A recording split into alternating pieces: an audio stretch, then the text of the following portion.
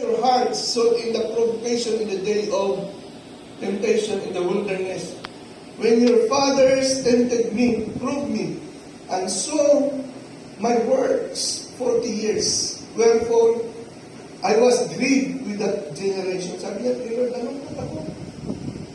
And said, they do always err in their hearts that they have not known my ways. Sabi ni Lord, hindi nila alam ang aking paraan, ang aking daanan.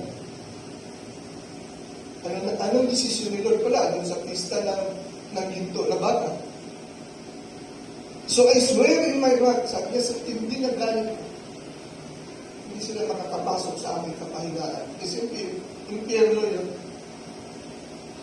So wag kayo kasi pista ng ating barangay, pista ng inyong kung ano-ano dyan, huwag kayo sumali. Kasi ang pista kapatid, para lang sa Diyos. Amen? Amen.